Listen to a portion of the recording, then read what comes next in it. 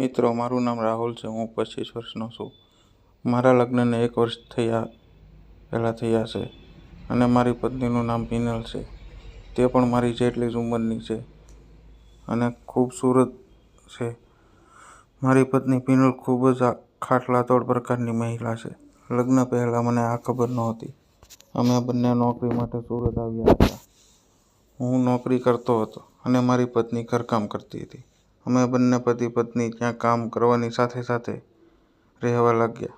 મારો એક મિત્ર સુરતમાં રહેતો હતો. તેનું નામ આકાશ હતું. તે ખૂબ જ ગોરો હતો અને તેનું શરીર ખૂબ જ મજબૂત કુસ્તીબાજ જેવું હતું. એક દિવસ આકાશે મને ફોન કરીને કહ્યું, "દોસ્ત, મેં ભાભીને ક્યારેય જોઈ નથી, તો ક્યારેક મને એકવાર મળવાનો મોકો આપો." મેં કહ્યું, "ઠીક છે, કાલે જમવા માટે તું ઘરે આવજે." તેણે કહ્યું, "ઠીક છે, હું રવિવારે આવીશ." તે રવિવારે મારા ઘરે જમવા માટે આવ્યો હતો. મેં પિનલને વાત કરી ત્યારે મારી પત્ની ખુશીથી રાજી થઈ ગઈ. મારો મિત્ર સવારે 9 વાગ્યે આવ્યો. મેં મારા મિત્ર સાથે પિનલનો પરિચય કરાવ્યો ત્યારે તેણે મારી પત્નીની સામે તેની સુંદરતાના ખૂબ જ વખાણ કર્યા. તેના દરેક પ્રકારના વખાણ સાંભળીને પિનલ મારો મિત્ર ખૂબ જ ગમ્યો અને તેણે લાઈક કરવાનું શરૂ કર્યું. અમે ત્રણેય સાથે ડિનર કર્યું અને પિનલ તેના કામ માટે રસોડામાં ગઈ. અમે બંને વાતો કરી રહ્યા હતા ત્યારે મને ઓફિસેથી ફોન આવ્યો. મારે મારા કોમ્પ્યુટર પર અગત્યનું કામ કરવા જવાનું થયું અને મારી ઓનલાઈન મીટિંગ હતી જે 2 કલાક સુધી ચાલવાની હતી. મેં આકાશને કહ્યું, "હું મારી ઓફિસનું કામ બાજુના રૂમમાં કરું છું અને પિનલ વાતો કરો." બાજુના રૂમમાં આવ્યો અને મારું કામ કરવા લાગ્યો. થોડા સમય પછી મારી મીટિંગ સમાપ્ત થઈ ગઈ. પછી મને લાગ્યું કે આકાશ કંટાળી તો નથી ગયો ને, લાવ જઈને જોઈ આવું. તેથી મારો મોબાઈલ લઈને હું રૂમ બહાર ગેલેરીમાં આવ્યો અને પોસ્ટ જોવા લાગ્યો. પછી મેં બાજુના રૂમમાં મારી પત્ની અને આકાશને હસવાનો અવાજ સંભળાયો. તેથી મારું ધ્યાન મારા મોબાઈલ પરથી તેની વચ્ચેની વાતચીત તરફ ગયું. તેના શબ્દો સાંભળવા રૂમની બહાર બારી પાસે સંતાઈને ઊભો રહ્યો. હવે ત્યાંથી બધું દેખાતું હતું અને સંભળાતું હતું. બંને વચ્ચે મસ્તીની વાતો ચાલી રહી હતી. પિનલે આકાશને કહ્યું, "આકાશ, તે હજી સુધી લગ્ન કેમ નથી કર્યા?" આકાશે કહ્યું, "મને તમારા જેવી છોકરી નથી મળી." પિનલ બોલી, "અરે, તને મારા જેવી સુંદર છોકરી મળશે, પણ તને મારા જેવું જ કેમ જોઈએ છે?"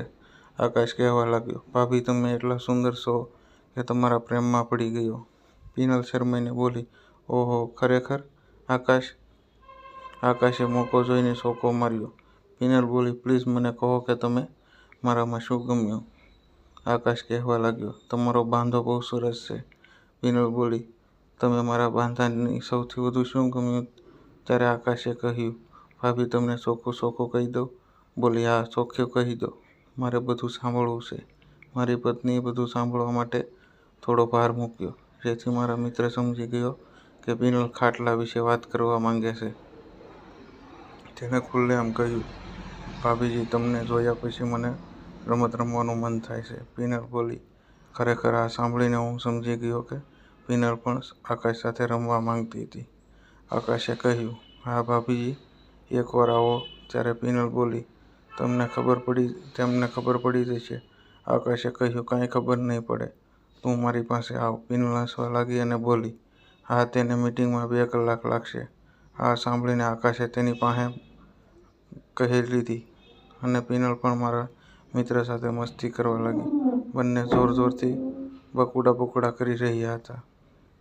પિનલે ધક્કો મારીને કહ્યું, "આ ધીમે ધીમે રસ પીવાનો." દોસ્તે આકાશની સામે ક્રિકેટ રમવા તૈયાર થઈ ગઈ હતી અને આકાશના બેટને હાથમાં રાખીને બેઠી હતી. ત્યાર પછી આકાશે ઊભા થઈને મારી પત્ની પર ધક્કો માર્યો અને ક્રિકેટ રમવા માટે તૈયાર કરી દીધી. હવે પિનલ પણ તેના 2 પગ ફેલાવ્યા અને કહ્યું, "આકાશ, તમે ક્રિકેટનો દાવ લ્યો, હું કીપર બની જાઉં." ક્રિકેટ રમતી વખતે આકાશ પૂછવા લાગ્યો કે કેવું લાગે છે ભાભી મારું બેટિંગ? પિનલે ઉપાડતી વખતે કહ્યું, "ખરેખર મજા આવે છે, બસ આમ રમતા રહો." આકાશે કહ્યું, "ધીમે અવાજ કરો, તમારા પતિને ખબર પડી જાય તો ક્રિકેટની મજા અટવાઈ જાહે. પિનલને સાંભળવા દ્યો. બહેનના ભાઈને તને કેવી રીતે ક્રિકેટ રમવું તે ખબર નથી. તે ફક્ત પહેલા બોલમાં આઉટ થઈ જાય છે. અને એ જ રીતે તેમ મારા મિત્ર અને આકાશ મારી પત્નીને ઘણા સમય સુધી ક્રિકેટ રમ્યા હતા. પિનલ હવે થાકી ગઈ હતી, તેથી તેનું શરીર કડક થવા લાગ્યું હતું. તે ખૂબ જ ઝડપથી ક્રિકેટ રમવા લાગ્યા. મને લાસ્ટ બોલમાં મારા પત્ની આઉટ થઈ ગઈ અને તેને પાણી પીવા લાગી. હવે આકાશ રોજ મારા ઘરે આવતો અને રમતો. પિનલ હવે મારી સાથે રમતી નથી. એક દિવસ મેં કહ્યું, આજે મને ખૂબ જ મન છે ક્રિકેટ રમવાનું, તો ચાલો આપણે ક્યાંક રમીએ. તો મારી પત્નીએ કહ્યું, ના, મારે રમવાનું મન નથી. મેં કહ્યું, શા માટે? ક્રિકેટ રમવાનું મન નથી. મારી પત્નીએ સ્પષ્ટ કહ્યું, તમારું બેટ ખૂબ જ નાનું છે અને મને રમતા નથી ફાવતું. મેં કહ્યું, તો કોનું બેટ મોટું છે? તે મારી સામે જોઈને ચૂપ થઈ ગઈ અને મેં કહ્યું, આકાશ પાસે મોટું બેટ છે ને, એટલે તેણે પણ કહ્યું, હા, તેની પાસે મજબૂત અને સારું છે. તેનાથી ક્રિકેટ રમવાની મજા આવે છે. હવે જ્યારે આ વાત જાહેર થઈ ગઈ ત્યારે પિનલના મનમાંથી ભય દૂર થઈ ગયો અને એક દિવસ આકાશ અને તેનો મિત્ર નાઇટ ટુર્નામેન્ટ રમવા આવ્યા હતા. બીજા દિવસે ભિખારી હારે પણ ક્રિકેટ મેચ રમી હતી. આ બધાની સાથે કેવી રીતે રમી તે જાણવા માટે તમારે બીજા ભાગની રાહ જોવી પડશે. તો મિત્રો, વિડીયો લાઈક કરવાનું ભૂલતા નહીં અને ફરી મળીશું આવતીકાલે નવા વિડીયોમાં. ત્યાં સુધી આવજો.